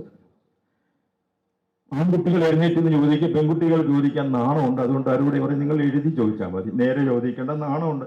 പഴയ പെണ്ണുങ്ങൾക്ക് കേട്ടോ, ഇപ്പൊ നാണമുണ്ടോ എന്ന് എനിക്കറിയാൻ വയ്യ. അയ്യോ, പഴയ കാലത്തൊന്ന് പെണ്ണ് കാണാൻ പോയി ഇതിനെയൊക്കെ കാണാൻ കിട്ടുമോ? നമ്മൾ പെണ്ണ് കാണാൻ ചെന്ന് ചെറുപ്പക്കാരന്മാരിങ്ങനെ ഇരിക്കണം. പെണ്ണിനെ കൊണ്ട് ചായയും ഡ്രൈയും കൊണ്ട് ഇറങ്ങിപ്പാൻ പറഞ്ഞാൽ പോകത്തില്ല. പിന്നെ ചിലതിനെ ഉന്തിത്തള്ളി ഇറക്കണം. അല്ലെ ആടിനെ വെള്ളത്തിൽ ഇറക്കാൻ പറ്റുന്നവർ വലിച്ചിറങ്ങി കൊണ്ടുവരണം. അല്ലേ, ആട് വെള്ളത്തിൽ ഇറങ്ങുന്നില്ല. അങ്ങനെയൊക്കെ കൊണ്ടുവരണം. ഇപ്പൊ അങ്ങനൊന്നുമില്ല. ഇപ്പൊ പെണ്ണ് കാണാൻ പോകുന്ന ഗ്യാങ് കൂടി 5-6 ചെറുപ്പക്കാരന്മാർ ഒന്നിച്ചാ പോകുന്നത്. അവളിഞ്ഞ് ഇറങ്ങി വരും, ആരും പിടിക്കണ്ടെങ്കിൽ ഇറങ്ങി വരും. ഒന്ന് ആരടാ എന്നെ പെണ്ണ് കാണാൻ വന്നിരിക്കുന്നത് വരും. ഞാൻ അന്ന് ദേഹോദരം എത്തിക്കില്ലേ എന്ന് പറയുന്ന വരുന്ന കാലത്തേക്ക് മാറിപ്പോയി. നാളൊന്നും ഇല്ലപ്പോ. അയ്യോ, വന്ന് ക്യാമറ മുമ്പിലൊക്കെ വന്നിരുന്ന് പറയുന്ന വർത്തമാനങ്ങൾ കേട്ട് വരുമ്പോ അയ്യോ ഞാൻ തന്നെ നന്ദിച്ചു കേട്ടിട്ട്. അതുകൊണ്ട് പെൺകുട്ടികൾ എഴുതി ചോദിച്ചാൽ മതി എന്ന് പറഞ്ഞ് ആൺകുട്ടികൾ ചോദിച്ചു. അങ്ങനെ ചോദ്യങ്ങളെല്ലാം വന്നു. ഞാൻ ഇങ്ങനെ ഉത്തരങ്ങൾ പറഞ്ഞു കൊടുത്തുകൊണ്ടിരിക്കുന്നു. ഈ ക്ലാസ് തുടങ്ങുമ്പോൾ മുതൽ എല്ലാവരും കസേരയിലാണ്. ഏറ്റവും പിറകിലെ ഒരു ബെഞ്ച് കുറുകെ ഇട്ടിട്ട് ഒരു ചെറുപ്പക്കാരൻ അതിലിരിക്കുന്നുണ്ട്. കുറെ ചോദ്യോത്തരം കഴിഞ്ഞപ്പോൾ ഇവർ എഴുതിയിട്ട്, ഡോക്ടറെ എനിക്കൊരു സംശയം ചോദിക്കാമോ? തീർച്ചയായും ചോദിക്കാം, അതല്ലേ അവിടെ നടന്നുകൊണ്ടിരിക്കുന്നത്. സംശയം ചോദിക്കാമോ എന്ന് ചോദിക്കാൻ എന്താ കാര്യം എന്ന് ചോദിച്ചു. അന്നേരം പറഞ്ഞ്, ഞാൻ പെണ്ണ് കെട്ടാൻ വന്നതല്ല. പിന്നെന്തിനാണ് അതിനകത്ത് കയറി ഇരുന്നത്? ഞാൻ +2 പഠിക്കുന്നേ ഉള്ളൂ. ഞാൻ എന്റെ ജ്യേഷ്ഠനെയും കൊണ്ട് വന്നതാണ്. എന്റെ ബൈക്കിലാണ് ജ്യേഷ്ഠൻ വന്നത്. അയാൾ അവിടെ ഇരിക്കുന്നുണ്ട്. അത് കൊള്ളാം. പക്ഷെ എനിക്ക് അവനെ ഇഷ്ടപ്പെട്ടു. എന്താണെന്നറിയാമോ, ഇന്നത്തെ ഒരു +2 വിദ്യാർത്ഥി സംശയം ചോദിച്ചോട്ടെ എന്ന് അനുവാദം ചോദിക്കത്തില്ല. അവൻ കയറി ഇരുന്നങ്ങ് ചോദിക്കും. ഇവൻ മര്യാദക്കാരനായതുകൊണ്ടാണ് ഒരു സംശയം ചോദിച്ചോട്ടെ എന്ന് ചോദിച്ചു. അതുകൊണ്ട് എനിക്ക് ഇഷ്ടപ്പെട്ടു. മക്കളെ ചോദിക്കും. ഇപ്പൊ +2 ആയതല്ലേ ഉള്ളൂ, നീയും ഇനി നാളെ കെട്ടേണ്ടതല്ലേ, ചോദിക്കുക എന്താ സംശയം. അവന്റെ സംശയം ഇതായിരുന്നു. ഏത് മതാചാരപ്രകാരവും വിവാഹകർമ്മങ്ങൾ ആശീർവദിക്കപ്പെടുമ്പോൾ വധൂവരന്മാർ കൈകൊടുത്തുകൊണ്ടാണ് കുടുംബജീവിതം തുടങ്ങുന്നത്. അതെന്തിനാണ്?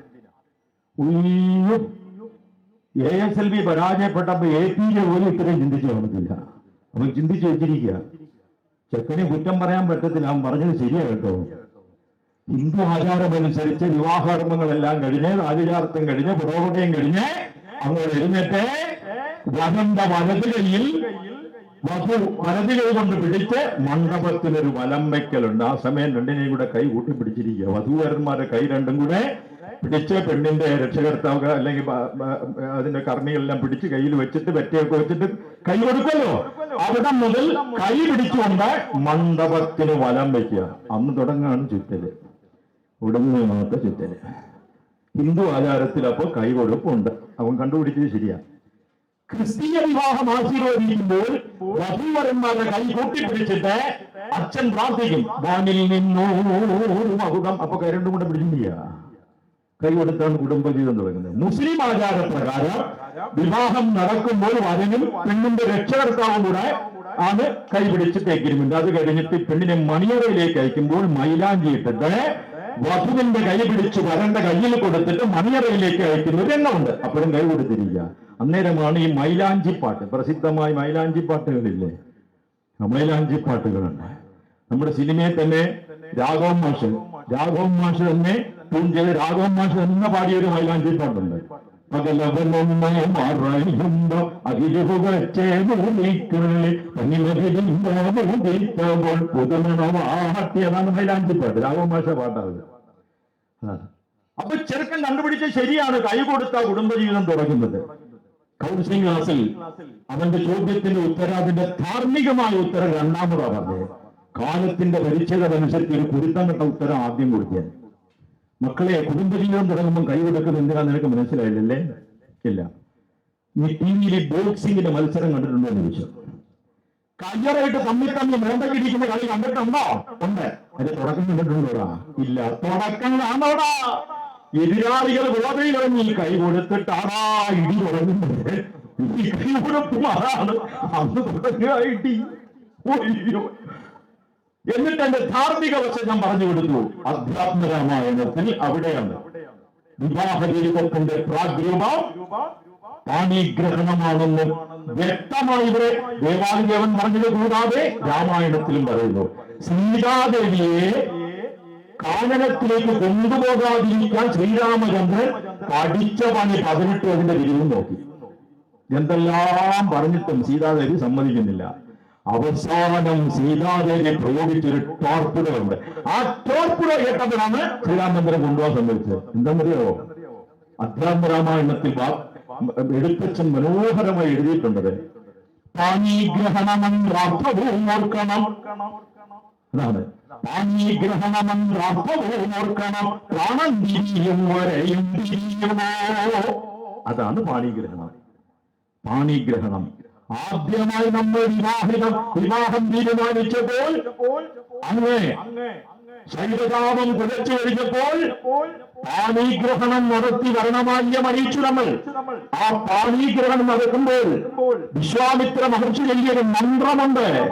പാണിഗ്രഹണ സമയത്തൊരു മന്ത്രമുണ്ട്. അത് സംസ്കൃതത്തിലുമുണ്ട്, സുറിയാനിയിലുമുണ്ട്, അറബിയിലുമുണ്ട്. ആ മന്ത്രത്തിന്റെ സാരം ഇവിടെ മുതൽ നിങ്ങൾ ഒന്നാകുന്നു, മരണം വരെ നിങ്ങൾ പിരിയരുന്നു. അതാണ് പാണിഗ്രഹണ മന്ത്രം. പാണിഗ്രഹണമെന്നർത്ഥവും ഓർക്കണം. പ്രാണം തിരിയും വരെയും തിരിയുമോ. അത് കേട്ടപ്പോ ശ്രീരാമചന്ദ്രൻ പറഞ്ഞു, എന്നാ നീ കൂടെ പോരെയും കണ്ടോ. അതാണ് ദേവാദേവൻ ശ്രീപാർവതിയോട് പറഞ്ഞത്. ആ പ്രഥമ നിബന്ധനമാകുന്ന പാണിഗ്രഹണത്തിന് നീ പരമശിവനെയാണ് വിവാഹം കഴിക്കുന്നതെങ്കിൽ കൈയിലോട്ട് നീട്ടുമ്പോൾ ആ കയ്യിൽ കിടക്കുന്നുണ്ട് ചുറ്റിച്ചീർന്ന സർപ്പം. അങ്ങനൊരു കൈ പിടിക്കാൻ നീ ഇഷ്ടപ്പെടുമോ? വീണ്ടും ചോദിക്കുന്നു, വിവാഹത്തിന് നീ വരുമ്പോൾ കളഹംസലക്ഷണം വിജാജിനം ശോണിത ബിന്ദു വർഷിക. അവിടുന്ന് സ്വയം തന്നെ ഇകട്ടി അവിടുന്ന് തന്നെ പറയുന്നത് പിന്തിരിപ്പിക്കാനോ പരിശോധിക്കാനോ വേണ്ടിയാണ്. വിവാഹ ദിവസം നീ ഹിമവാന്റെ പുത്രിയാണ്, ചക്രവർത്തിനിയാണ്, രാജകുമാരിയാണ്. ചക്രവർത്തിനിയല്ല, രാജകുമാരിയാണ്.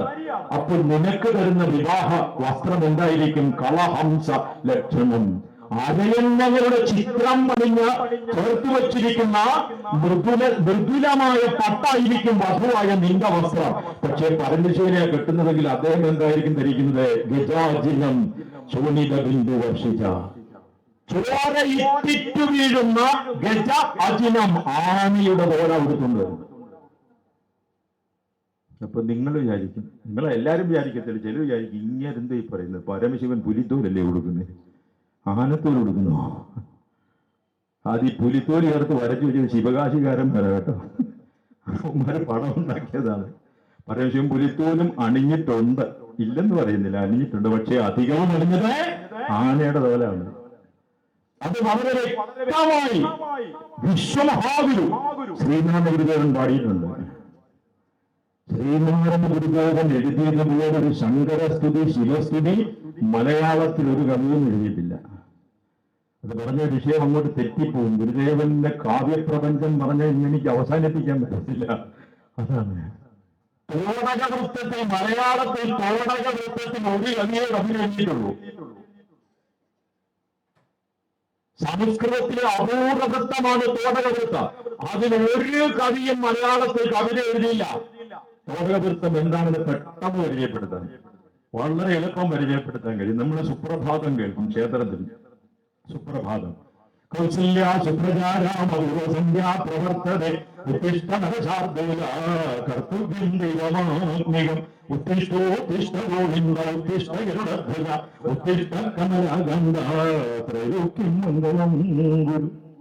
മണ്ണാർക്കാട് പൂരത്തിൽ ഈ കവിത, ഈ പാട്ട് ഞാൻ ഈ സുപ്രഭാതം പാടിയപ്പോ അറിയാമല്ലോ, ആദിവാസികൾ മുഴുവൻ വന്ന് കിടക്കുന്ന സ്ഥലമാണ് മണ്ണാർക്കാട് പൂരം. മണ്ണാർക്കാട് പൂരം പഴയ ഈറ്റ സിനിമയെ പാടുന്നില്ലേ, മാർഗഴിയിൽ മല്ലിക പുത്താൻ മണ്ണാർക്കാട് പൂരം കേട്ടില്ല. അത് ആദിവാസികൾ മുഴുവൻ ഇറങ്ങി വരുന്ന സ്ഥലമാണ്.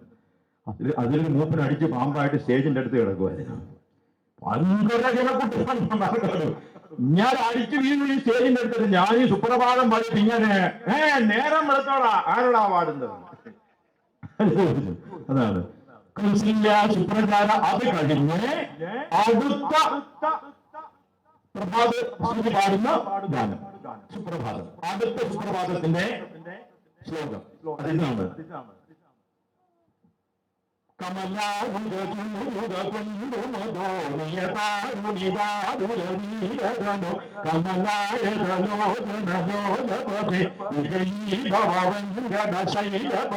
സുമുഖം സുഹൃതം സുലഭം സുഗത സുനിതം സുഖായ മമോഹശര അപഹായ രഘുദ്വഹമന്യവഹം നഗരം ജനജാതു ഭജ. ഇതാണ് തോടകവൃത്തം.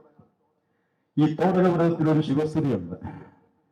അതിന് ശ്രീനാരായണ ഗുരുദേവനാണ്, അത് വേറെ ആരും എഴുതിയിട്ടില്ല. തോടകവൃത്തം ശിവശങ്കര സർവശരണ്യ വിഭോ ഭവസങ്കടനാശന പാഹി ഹരേ പാഹി ശിവ. അല്ലേ തോടകവൃത്തമാണ്. ഇന്നുണ്ട് അതും ഗുരുദേവന്റെ തന്നെയാണ്. അതല്ലേ ശിവസ്തുതി തന്നെ പാടുന്നത്. കൈകൊണ്ട് നാമം അടിച്ചാൽ വല്ല ബുദ്ധിമുട്ടുണ്ടോ? ഒരു കോടി വാകരൊത്തുണരും പതിപാരോടു നീരനാദികളും കെട്ടുമാറുകിളർന്നു വരുന്നൊരുവിൽ വടിവിന്നുമിരുന്നു ഇളങ്ങിടണം. അതിനകത്ത് പറയുന്നുണ്ട് ചതുകൊണ്ടുട ചാർത്തിയ ചിന്മയമേ. കണ്ടോ, അരിയപ്പുറത്ത് ആദ്യം പ്രതിഷ്ഠിച്ചത് ശിവലിംഗമാണ്. ഈ ശിവഗിനിക്കുന്നിന് പേര് കൊടുത്തത് ഗുരുദേവനാ. ആ കുന്നിന്റെ പഴയ പേര് കൈതക്കോണം മലയെന്നായിരുന്നു. അത് ശിവഗിരിയാക്കിയത് ഗുരുദേവൻ തന്നെ. അതൊരു ശിവ ദേവാദിദേവന്റെ ഉപാസകനായ ഗുരുദേവൻ പറഞ്ഞത് ചതുകൊണ്ടുട ചാർത്തിയ ചിന്മയമേ. കണ്ടോ, ഗജത്തെ ഉരിച്ച, ആനയെ ഉരിച്ച് അതിന്റെ തോല ഉടയായി ഉടുത്ത പരമശിവനെയാണ് ഗുരുദേവൻ വിളിച്ചത്. അപ്പൊ അധിക സമയം ആനത്തോലാണ് എടുത്തത്. അതുകൊണ്ടാണ് ആ ദേവാദേവൻ തന്നെ പറയുകയാണ് വധൂദുകൂലം കലഹംസലക്ഷണ ഗജാജിനം ശോണിത ബിന്ദു വർഷിച്ച. വധുവായ പെണ്ണിനെ അരയന്നത്തിന്റെ ചിത്രം ചേർത്തിരിക്കുന്ന മൃദുവായ വട്ടും പരമശിവനാണ് ഭർത്താവ് എന്നെങ്കിൽ ചോരയിട്ട് വീഴുന്ന ആനത്തോല് കൊടുത്തോണ്ട് വരും. എങ്ങനെ ചേരും? പിന്നെയും ഉണ്ട് ഒരുപാട് സ്വയം നികഴ്ത്തി പറയുന്ന കുറെ ഉണ്ട്. ഞാൻ ചുരുക്കി അങ്ങ് പറയുക.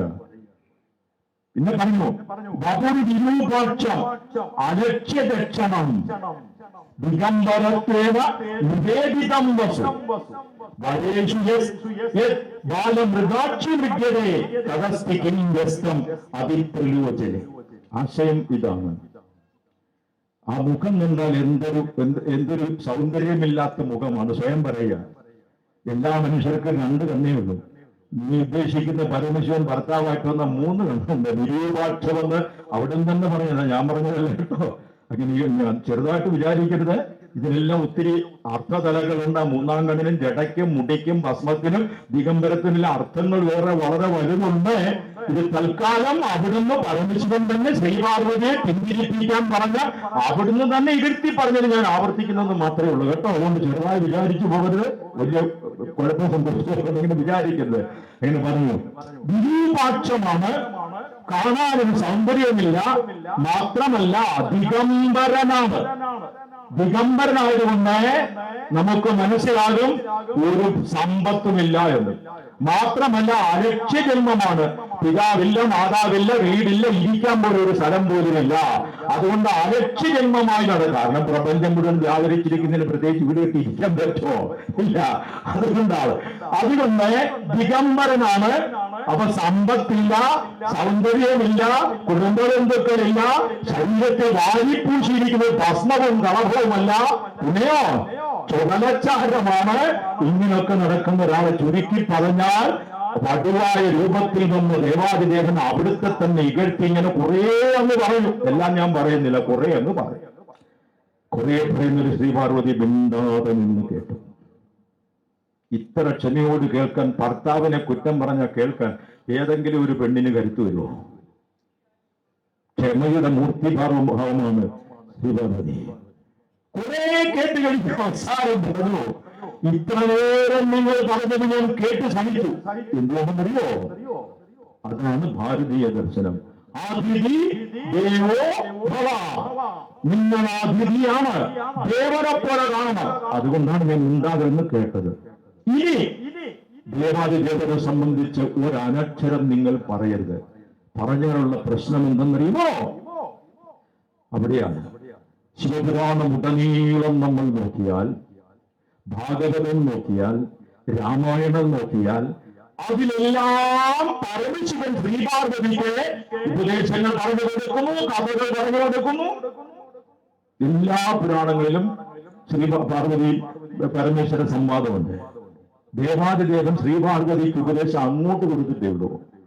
ആളറിയാതെയെങ്കിലും ശ്രീപാർവതി പരമശിവനെ ഉപദേശിച്ച ഒരേ ഒരു ശ്ലോകമുണ്ട്. ഇന്ന് ലോകം മുഴുവൻ അനുസരിക്കേണ്ട, പഠിക്കേണ്ട ശ്ലോകം. അതാണ് ഈ പറയാൻ പോകുന്ന ശ്ലോകം. ഒരു ശ്ലോകത്തിൽ ആളറിയാതെയാണ്. കാരണം ബ്രഹ്മചാരിയാണ്, നിൽക്കുന്ന പരമശിവനാണെന്ന് അറിയത്തില്ല. അറിയാതെ പറഞ്ഞു കൊടുത്ത ഉപദേശമുണ്ട് ഇന്ന് ലോകം അംഗീകരിച്ച് പഠിക്കേണ്ട ഒരു ശ്ലോകം. ഇതുവരെ ദേവാദിദേവനെ ഇകഴ്ത്തി പറഞ്ഞത് ഉണ്ടാമെന്ന് നിങ്ങൾ കേട്ടത് ഞാൻ അതിഥി ദേവോഭവ എന്നുള്ളത് കൊണ്ട് മാത്രമല്ല, കേവലം മഹതോ അവഭാഷതേ. ഇന്നത്തെ പുതിയ തലമുറയെ കേൾപ്പിച്ചു കൊടുക്കേണ്ട വരികയത്. കേവലം മഹതോ അവഭാഷതേ ശൃണോതി യസ്മാദപി സപ്പാപഭ. മഹത്വമുള്ള ആദരിക്കപ്പെടേണ്ടുന്ന വ്യക്തിത്വങ്ങളെ ആക്ഷേപിക്കുന്നത് മഹാപാപമാണ്. എന്നാൽ അതിലും വലിയ പാപം ശൃണോതി, അത് കേട്ടുകൊണ്ടിരിക്കലാണ്. ശ്രീപാർവതി പരമശിവൻ ഉപദേശിച്ച ശ്ലോകമാണ്. മഹത്വമുള്ള വ്യക്തികൾ, മാതാപിതാക്കളെ, ഗുരുക്കന്മാരെ, പ്രായമായവരെ, ആചാര്യന്മാരെ ആദരിക്കേണ്ടവരെ അപമാനിച്ച് സംസാരിക്കുന്ന പാപത്തേക്കാൾ വലിയ പാപം ശൃണോതി, അത് കേട്ടുകൊണ്ടിരിക്കലാണ്. ശിവപുരാണത്തിലെ ഏറ്റവും കാതലായ ഒരു ഭാഗമാണ്. ഇന്നെന്താ സംഭവിക്കാൻ ഞാൻ പറയണ്ടല്ലോ. പൂന്താനം മനോഹരമായി പാടിത്തന്നിട്ടുണ്ട്. വന്ദീതന്മാരെ കാണുന്ന നേരത്തോ നന്ദിച്ചത്തെ പറയുന്നിതു ചിലർ കണ്ട നമ്മുടെ സംസാരം കൊണ്ടത്രേ വിശ്വനി വണ്ണം നിൽക്കുവൻ ചിലർ. കൃഷ്ണ കൃഷ്ണ മുകുന്ദാജനാർദ്ദന കൃഷ്ണ ഗോവിന്ദ നാരായണ ഹരേ അച്യുതാനന്ദ ഗോവിന്ദ മാധവ സച്ചിദാനന്ദ നാരായണ ഹരേ. വന്ദിക്കേണ്ടവരെ കാണുമ്പോൾ നിന്ദിച്ചവരെ. അതൊരു താലൂക്ക് ആശുപത്രി ജോലി ചെയ്യുന്ന സമയത്ത് മലപ്പുറത്ത് ഒരു പ്രഭാഷണം കഴിഞ്ഞ് രാത്രി വണ്ടി ഓടിച്ചു പോരുന്നു. ഡ്രൈവർ അയക്കത്തില്ല, അതിന്റെ വലിയൊരു സൗകര്യമാണ്.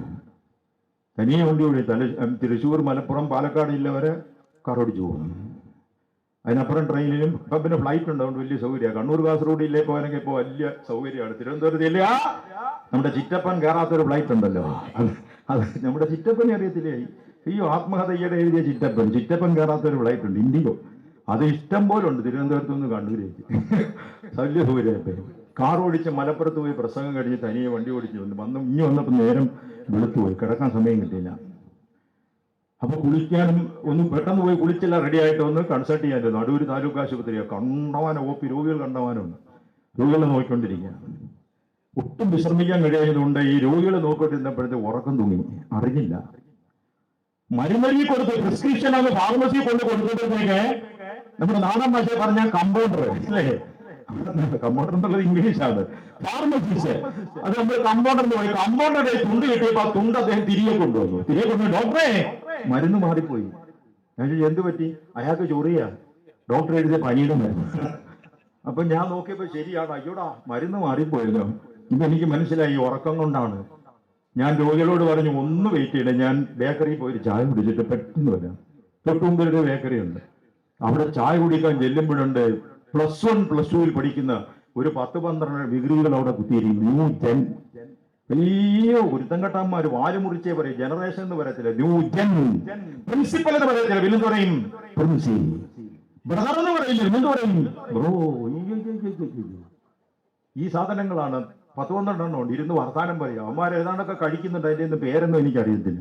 കടിച്ചു വലിക്കുന്നത്, നക്കി തിന്നുന്നത്, പിച്ചിനുള്ളി എടുക്കുന്നത്, ഒട്ടിച്ചു വെച്ചിരിക്കുന്നതെല്ലാം ഇവിടെ ഉണ്ട്.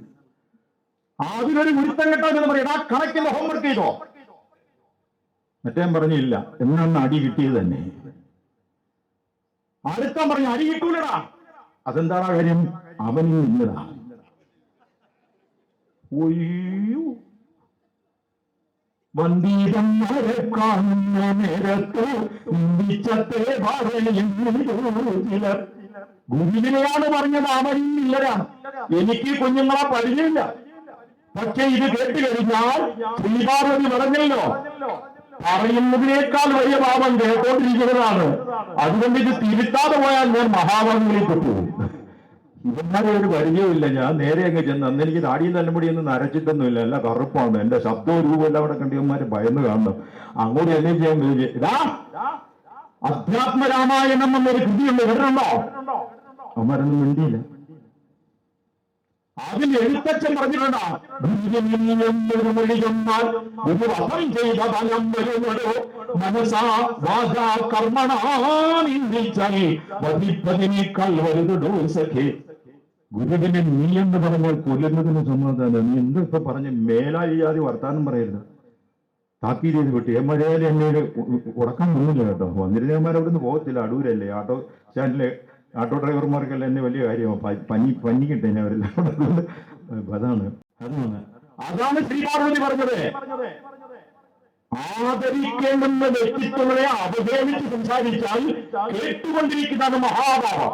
ഇത്രയും പറഞ്ഞിട്ട് ശ്രീപാർവതി ആ രംഗത്ത് നിന്നും ഒഴിഞ്ഞു പോവുകയാണ്.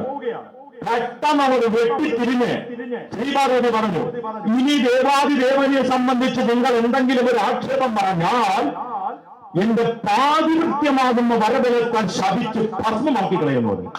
Not that point thoroughly and deeply. Sreeparvathi പറഞ്ഞിട്ടുണ്ട്, ഇനി പരമശിവനെ ആക്ഷേപിച്ചാൽ ഞാൻ ചാരിത്രവതിയാണ്, പതിവ്രതയാണ്. പതിവ്രതയായ എന്റെ പാതിവൃത്യം കൊണ്ട് നിങ്ങളെ ഭസ്മമാക്കും. അവിടെ ശ്രീപാർവതി പറഞ്ഞില്ല, 3-4 ഋതുക്കൾ കുടുംബം പട്ടിണി കിടന്ന് ഇലപോലും കഴിക്കാതെ പഞ്ചാഗ്നി മധ്യത്തിൽ തപസ് ചെയ്ത എന്റെ തപശക്തി കൊണ്ട് ശപിക്കുമെന്നല്ല പറഞ്ഞത്. പിന്നെയോ ഞാൻ പതിവ്രതയാണ്.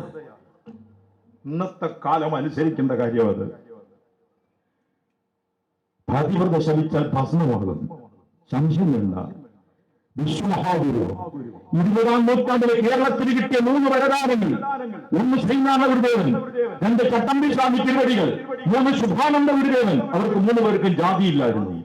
മലയാളികൾ അവരെ ഇപ്പോഴും ജാതി വെച്ചാ കാണുന്നത്, കൊരങ്ങന്മാര് അല്ലേ. അവർക്ക് 3 പേർക്കും ജാതിയില്ല. വിശ്വമഹാഗുരു പഠിപ്പിച്ചു, ശ്രീനാരായണ ഗുരു പഠിപ്പിച്ചു ഭാര്യാധർമ്മം.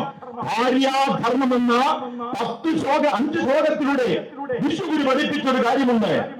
ചാരിത്രശുദ്ധിയാകുന്ന ഗുണത്തോടൊത്തു ചേർന്നതിൽ ഗൃഹമായിയേക്കാൾ വലുതൊമ്പ് ലഭിക്കുവാൻ തീർന്നില്ല. ഈശ്വരനെ തൊഴാതെ തൻ പ്രാണനാഥനെ തൊഴുതെഴുന്നേൽപ്പവൻ തെയ്യമ്പ് ചൊല്ലിയിൽ മഴ പെയ്യിടുമെന്ന് ശ്രീനാരായണ ഗുരുദേവൻ പാതിവ്രത്യം പഠിപ്പിക്കുക. എവിടെ നിൽക്കുന്നു? ഇത് നശിപ്പിച്ചൊരു കാര്യമാണ്.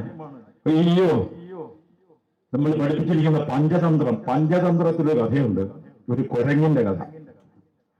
മരത്തിൽ കുരങ്ങിരിക്കായിരുന്നു കാടിന്റെ തമ്പിൽ. പഴയ കാലത്തെ മരം അറുക്കുന്നത് വലിയ ഈർച്ചവാള് കൊണ്ടാണ്, സ്റ്റാൻഡിലൊന്നുമില്ല. സ്റ്റാൻഡിന്റെ പുറത്ത് വലിയ മരം കയറ്റി വയ്ക്കും.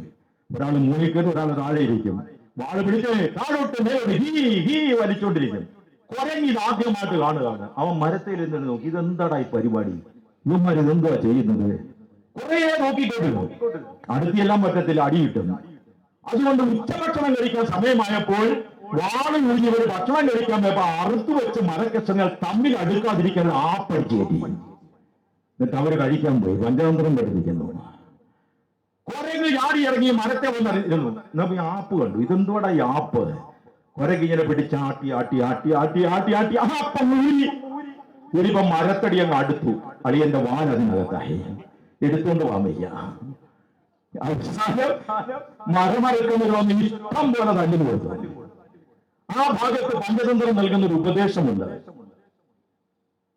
അവ്യാപാരേഷു വ്യാപാരം യോ മല കർത്തവിച്ചതി സയേവതി ധനം യാതി കീല ഉൾപ്പാടി ഇവ വാനര.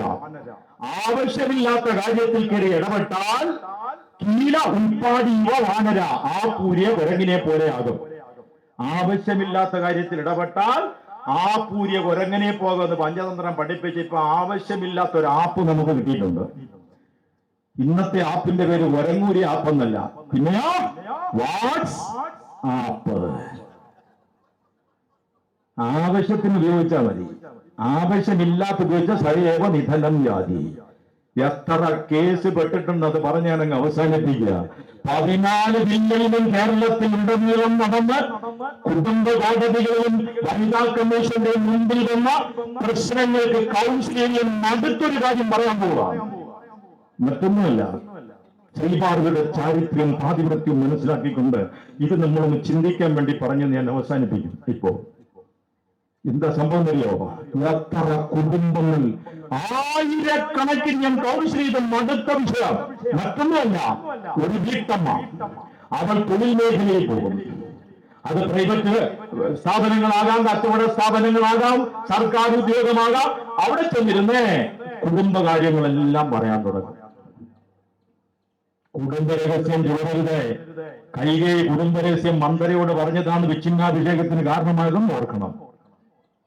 ദശരഥം വരം കൊടുത്ത കാര്യം കൈകേയിക്കും ദശരഥനും ചോറ് വിളമ്പിയ ഞാൻ ഇപ്പൊ ഇവിടെ നിർത്തും. ചോറ് വിളമ്പിയ ഞാൻ ഇപ്പൊ ഇവിടെ നിർത്തും, ബാക്കി പറയത്തില്ല. ഇപ്പൊ വിളമ്പരുത്, നിർബന്ധമാണ്. അതാണ് വഴിയെടുക്കുന്നതിന് പറ്റത്തുള്ളൂ, അല്ലെ പറ്റത്തില്ല. ചുമ്മാ ഒരു ഭാഗത്ത് വിളമ്പിക്കൊണ്ടിരിക്കട്ടെ. ഞാനിവിടെ പറഞ്ഞുകൊണ്ടിരിക്കാൻ നാട്ടുകാർ ചോറിനൊന്ന് ശ്രദ്ധയിലായി കഴിഞ്ഞാൽ ഇത് കേൾക്കാൻ പറ്റുമോ? 5 മിനിറ്റും ഞാൻ അവസാനിപ്പിക്കുക. അത് കഴിഞ്ഞ ഇവിടെ ചോറ് വിളമ്പൂ.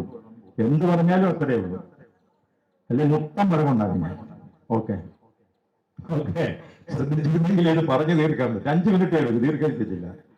വലിയൊരു വിഷയമാണ് ഞാൻ പറയാൻ പോകുന്നത്.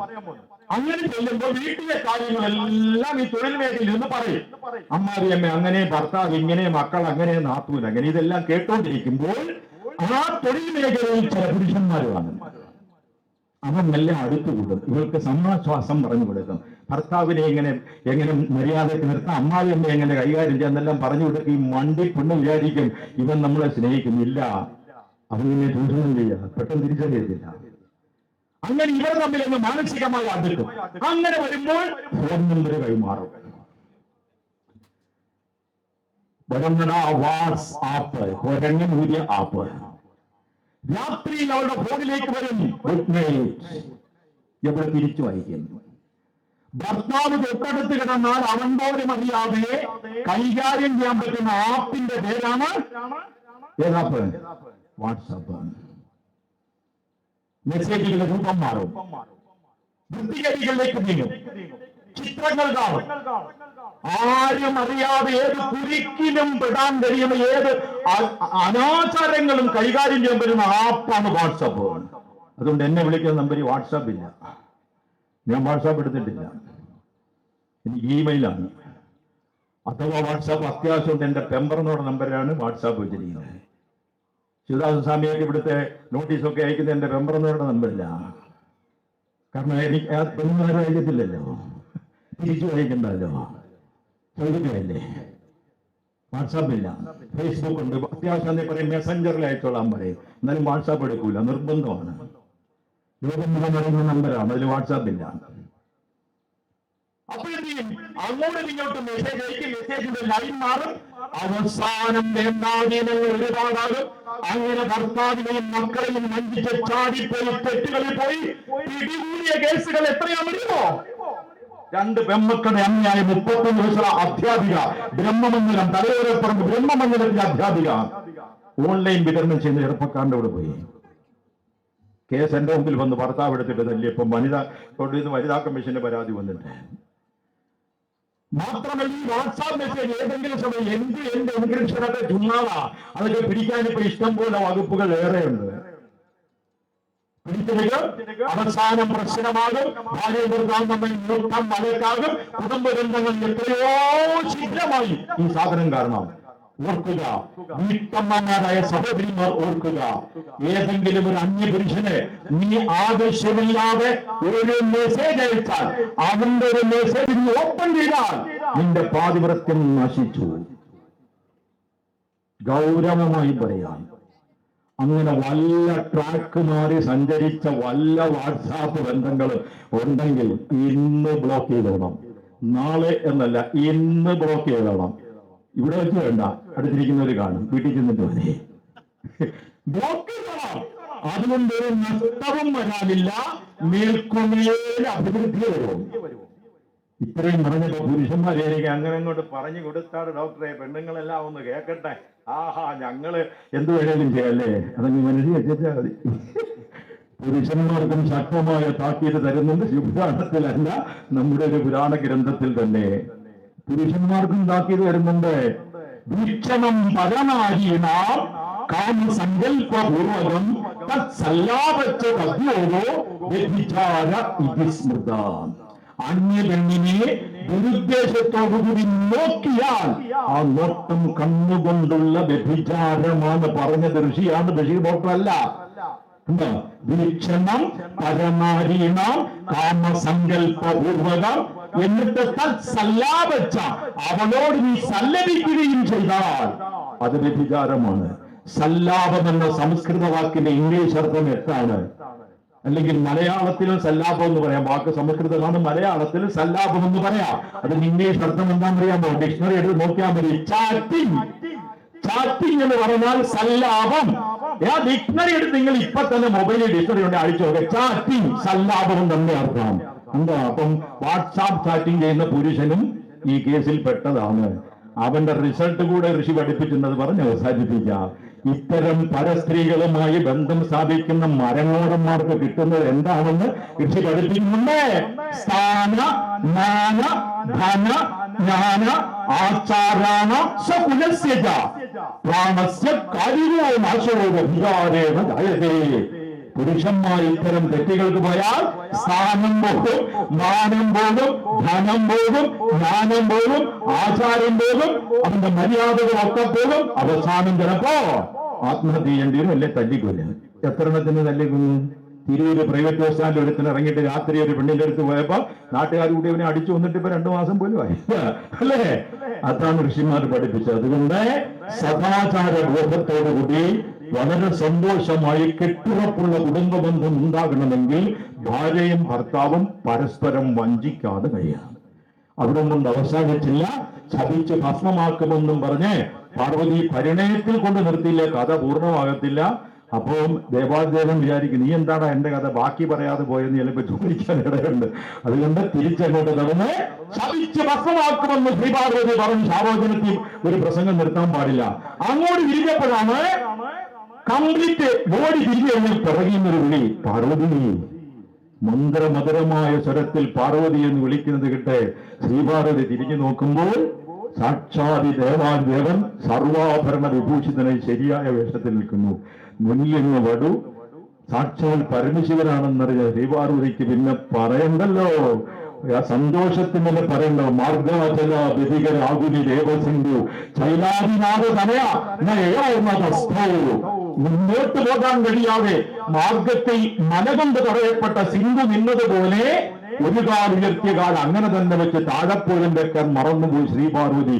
അങ്ങനെ ആഹ്ലാദത്തിലായി നിൽക്കുമ്പോൾ സാക്ഷാൽ ദേവാദിദേവൻ പറയുന്നു, ശ്രീപാർവതി, ഞാൻ നിന്നിൽ സംതൃപ്തരായിരിക്കുന്നു, ഇനി നമുക്ക് വിവാഹം കഴിക്കാം. ഇപ്പോൾ ഏറ്റവും നല്ല മുഹൂർത്തമാണ്. മംഗല്യ അക്ഷതയും കൂടി ആരെ? ദേവാദിദേവൻ. ദേവാദിദേവൻ മംഗല്യ അക്ഷത മന്ത്രവിധത്തോടുകൂടി തൂങ്ങിക്കഴിഞ്ഞു. ഇനി എന്ത് വേണം? ഭരണമാല്യം ചാർത്തിയാൽ മതി. അപ്പോഴാണ് ശ്രീപാർവതി പറയുന്നത്, കല്യാണം കഴിക്കാം. 2 ജന്മം ആഗ്രഹിച്ചിരുന്ന തൊട്ട് മുമ്പിൽ കിട്ടിയ മുഹൂർത്തമായി ദേവാദിദേവൻ മംഗല്യാക്ഷ തൂങ്ങിയപ്പോൾ ശ്രീപാർവതി പറഞ്ഞു, വിവാഹം കഴിക്കാം, പക്ഷേ അച്ഛന്റെ അനുവാദം വേണം. ഇന്നത്തെ നൂറ്റാണ്ട് കണ്ടുപഠിക്കണ്ടേ? പെൺപിള്ളാരിപ്പോ എന്താ ചെയ്യുന്നത്? അച്ഛനും വേണ്ട, അമ്മയും വേണ്ട, കരയോഗവും വേണ്ട, ശാഖയും വേണ്ട, പള്ളിയും വേണ്ട, വട്ടവും വേണ്ട, ഏതെങ്കിലും ഒരുത്തനെ കാണും, ഹായ് അവള് പറയും. പണ്ട് അങ്ങനെയല്ല, നമസ്കാരം നമസ്തേ എന്ന് വിനീത ഭാവം. ഇപ്പൊ അങ്ങനെയല്ല, ഹായ് എളിഞ്ഞു നിന്നോണ്ടാ പറയുന്നത് ഹായ്. അതിൽ വിനീത ഭാവമുണ്ട്. അവൾ അവനോട് പറയും ഹായ്, അവൻ തിരിച്ച് അവളോട് പറയും ഹായ്. രണ്ടും കൂടെ കൈ എടുത്ത് പിടിച്ചിട്ട് ഹായ് ഹായ് നമ്മളോട് ഒരേറ്റം പോവും. അതുവഴിയും പോവുക. മുഹൂർത്തം വേണ്ട, അച്ഛനും വേണ്ട, അമ്മയും വേണ്ട, അനുവാദം വേണ്ട.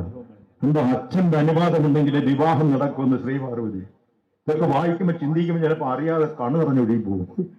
ഇത്രയും കഷ്ടപ്പെട്ട് പ്രാണനം ത്യജിക്കാൻ തയ്യാറായി മുഹൂർത്തം വന്നം പറയും അച്ഛന്റെ അനുവാദം വേണമെന്ന്. അനുവാദം ചോദിക്കാൻ പരമേശ്വരന് ബന്ധുക്കൾ ആരെങ്കിലും ഉണ്ടോ?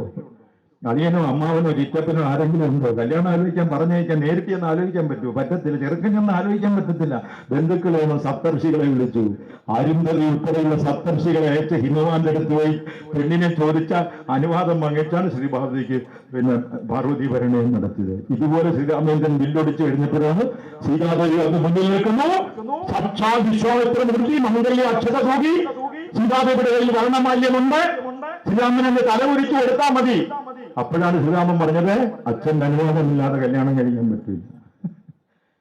അവസാനം ദശരഥനും ലക്ഷ്മണനും ഭരതനും ശത്രുഘ്നനും അമ്മമാരും എല്ലാവരും വന്ന് സീതയുടെ സഹോദരിമാരെയും കൂടെ കല്യാണം കഴിച്ച് മാതാപിതാക്കളുടെ ആശീർവാദത്തോടു കൂടിയാണ് കല്യാണം നടക്കേണ്ടതെന്ന് പഠിപ്പിച്ച ഇന്ന് എത്ര അമ്മമാരാണ് കോടതിയിലും പോലീസ് സ്റ്റേഷനിൽ നിന്ന് അച്ഛന്മാരിൽ നിന്ന് കണ്ണീര് വീഴുന്നറിയാമോ?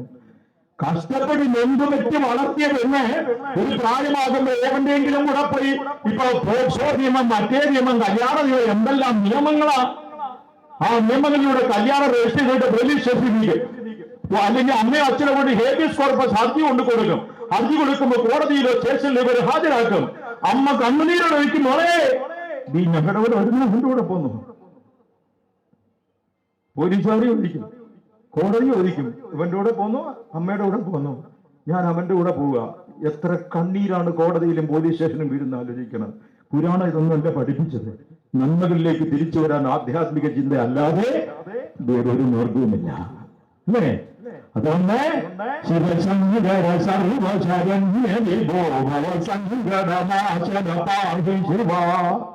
ഒരുപാട് മുമ്പേറെ വീണ്ടും ഒരിക്കൽ കൂടി പള്ളിപ്പാട് വരാൻ കഴിഞ്ഞതിലും ദീർഘനേരം സംസാരിച്ചിരുന്നതിലും കഴിഞ്ഞ പ്രാവശ്യം കർമ്മങ്ങൾ നടക്കുന്ന തിരക്കിനിടയ്ക്ക് നമുക്ക് സമയം കുറഞ്ഞു. അതൊരു കാര്യമില്ല, കർമ്മങ്ങളാണ് നടക്കേണ്ടത്. ഈ കർമ്മങ്ങൾ നടന്നെങ്കിലേ എനിക്ക് പ്രസംഗിക്കാൻ സമയം കിട്ടും. അവസരം കിട്ടണമെന്നുണ്ടെങ്കിൽ പുരാണം നടക്കണം, അതിന്റെ പൂജകൾ നടക്കണം, അതിന്റെ കർമ്മങ്ങൾ നടക്കണം, അതിന്റെ പ്രസാദങ്ങൾ എങ്കിലേ ഈ അവസരം കിട്ടുന്നുള്ളൂ. അതിന് സമയമെടുത്തു പോയത് ഏറ്റവും നല്ലതാണ്. അന്നിച്ചിരി ചുരുങ്ങിപ്പോയിട്ട് ഇത്തിരി കൂടുതൽ പറയാൻ ഇന്ന് പറ്റി, അല്ലേ? അതുകൊണ്ട് വളരെ സന്തോഷം. നിർനിമേഷമായി കേട്ടിരുന്ന എല്ലാവരോടും ഒരുപാട് നന്ദിയും കടപ്പാടും കൃതാർത്ഥമണിക്കുന്നു. പ്രത്യേകിച്ച് ആത്മസഹോദരനായ പള്ളിപ്പാട് ശിവദാസസ്വാമികളോടുള്ള അകൈതവമായ നന്ദിയും കടപ്പാടും അറിയിച്ചുകൊണ്ട് അടിയന്റെ വർത്തമാനത്തിലോ അടിയൻ ഉദാഹരണം പറഞ്ഞതിലോ വല്ല അറിവില്ലായ്മയോ അപാകങ്ങളോ വന്നെങ്കിൽ ക്ഷമിക്കണമെന്ന പ്രാർത്ഥനയോടെ നിങ്ങളുടെ സവിശേഷമായ പരിഗണനയ്ക്ക് സാദരം സമർപ്പിച്ച് ലോക സമസ്ത സുഖിനോ ഭവന്തു.